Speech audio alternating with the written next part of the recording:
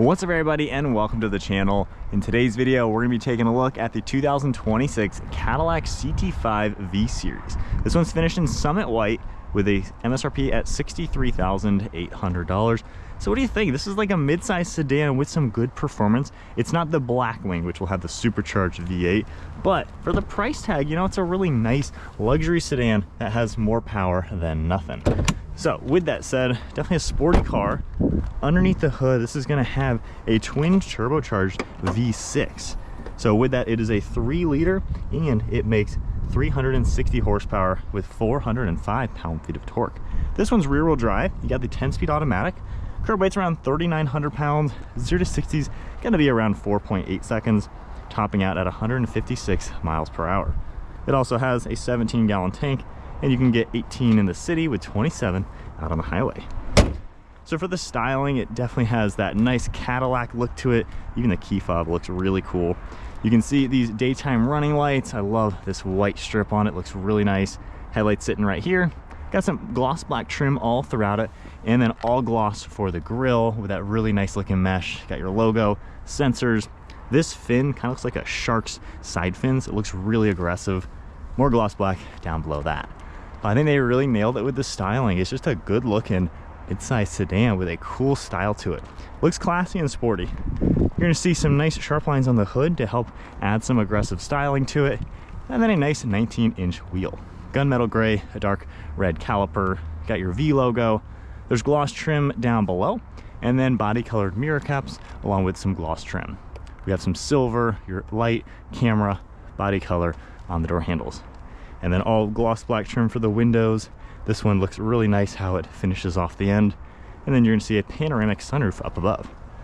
For the side profile, like I said, it's a mid-size sedan, so it has some good size to it. It's a lot bigger than, you know, maybe like an Audi RS3 or something that is significantly smaller. So it's got a good overall shape and size. Taillights look quite nice with the LED style and mimicking the headlights. Got a small spoiler on the back, all of your badging, and then the lower bumper is my favorite part. Got this dual exhaust system with the quad tips, body color diffuser with your reverse light. It's a very mature sporty car, so can't complain at all. I think it looks great. For the trunk, it is a manual trunk. It does have spring loaded action, so it can pop nicely. Got a pretty good amount of space in here. Got the seats folded down so you can fit some longer items, and then you just have hidden storage underneath. Again, all manual. Closing that. Door handles have an electronic button on the inside. We can easily pull that open. And as you can tell, got a pretty good opening into the back. So with that, this can seat 3 people. I like the red seat belts. It's a cool touch. We can pop this down for an armrest and cup holders. You have air vents, plugs, and then you even have storage. Now for the interior, this spec is pretty nice with the carbon fiber everywhere. So you got the gloss carbon, the silver accents, some leather for the sides as well. Now at 5'11", hopping into the back seat, I will say I was expecting this to be a little bit more roomy. Lengthwise is really good. At my height, I can fit behind my driver's seat really good. However, my head keeps touching the ceiling. These seats just kind of push me upward. So I'm not really the biggest fan of sitting back here like that. I think this is more for shorter people, but you have length for car seats and legs. So it's almost good, but honestly, our RS3, I would take the cramped legs, but headroom and better recline in that car. So it's all right back here, just not for tall people at all.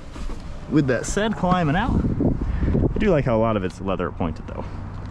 So for the front now, similar door panel with this soft touch, all the leather, the carbon and silver. You do have memory seating as well, and then power controls. You're gonna have a leg rest, the smooth leather, all the perforated leather, of course those red seat belts, and then some nice trim. Not really a crazy sporty seat, more of a typical luxury seat in this car. Hopping in, foot on the brake, let's fire it up.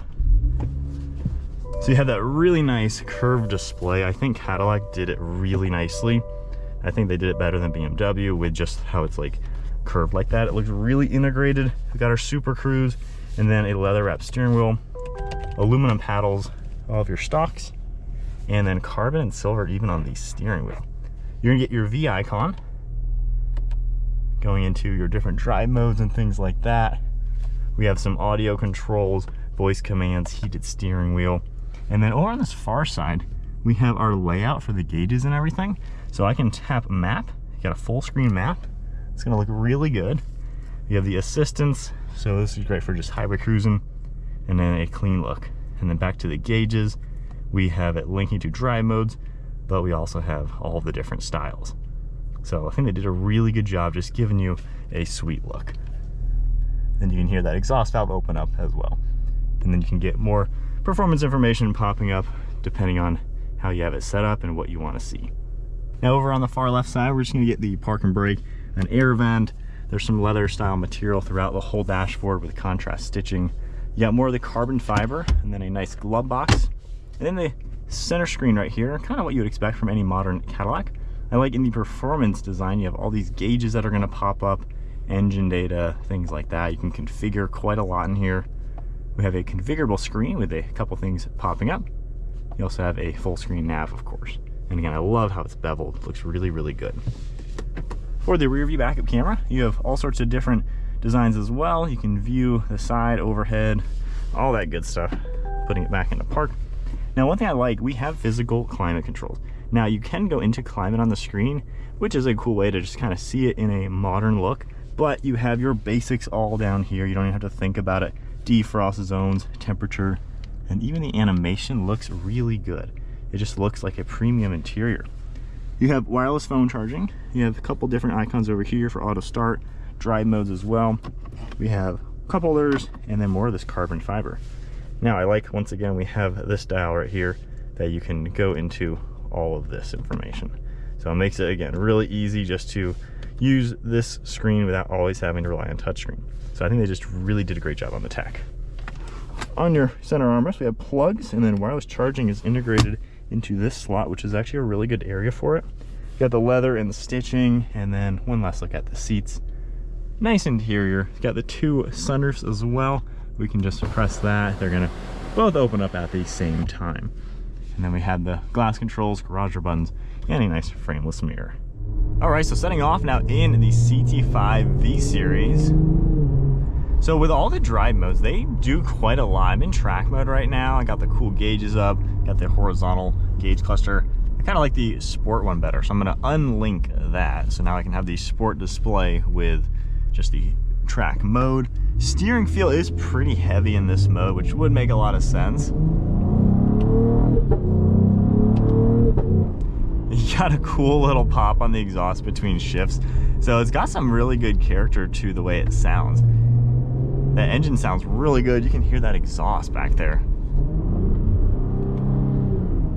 So they did a really good job just adding in that fun sound to it. Being rear wheel drive, of course, you can get a little tail happy if you wanted to have some extra fun. As far as acceleration goes, this car packs a good enough punch. Of course, we're not going crazy fast or anything given it's a new car, but you can tell there's plenty of power in this car. It does a really good job. And then if we were to tone it down into tour mode, back into normal drive, we'll let that go back and everything. You know, you have just a really good overall driving characteristic. The steering is so much lighter now. We can close that sunroof. I like the dual panes, so it only takes like 2 seconds to go ahead and close. But it's a really nice place to be. You have good visibility. Side mirrors are very tiny though, so that is one thing you gotta get used to. But really good view over your left and right shoulder. So it's just an easy car to get comfortable in. These seats are comfortable, armrests are great. It's a very nice car. You know, this might compete with a more basic BMW 5 Series or maybe a M340i. This has a nicer interior, I think, just because with all this aluminum, the carbon, even this integrated screen, it looks very nice. Cadillac has been nailing it on interiors lately to where they feel premium, they feel special. And I think that is something other manufacturers need to do, just because, you know, when you buy a luxury car spending 60 grand, which honestly doesn't seem that expensive for this kind of car, you want an interior that makes you say wow, and say wow, look at all these nice materials and just a good style. And this car has that. It's a very nice car overall. Handling wise, it's not going to be on par with an M340. You know, it's a little on the heavy side, so it's not necessarily a nimble sedan. It's more of a luxury sedan that has a nice bit of pep and style to be sporty. So that's kind of where this falls. But normal driving, suspension's soft and comfortable. The steering is very light. It's a easy, normal car to drive. This would make a great daily. And when needed, you still have plenty of power, even in the comfort mode. So it's a really good overall car. The driving modes, like I said, they make a big difference between everything. You can go from just comfortable light steering to track mode being a little bit stiffer that you may not expect on a car like this. It gets a lot more aggressive, everything tones it up. So I feel like Cadillac just really did a good job making this a well-rounded option. So maybe if you're leaning towards an M340, but maybe want a little bit extra space, but the BMW, a base model 5 Series, isn't quite your taste, you know, I would take into consideration this because it has the fun style of an M340 with a little bit more overall space. Aside from just rear headroom seems to be lacking a lot, it's got the length in this vehicle to feel more like a grand sedan without being too big.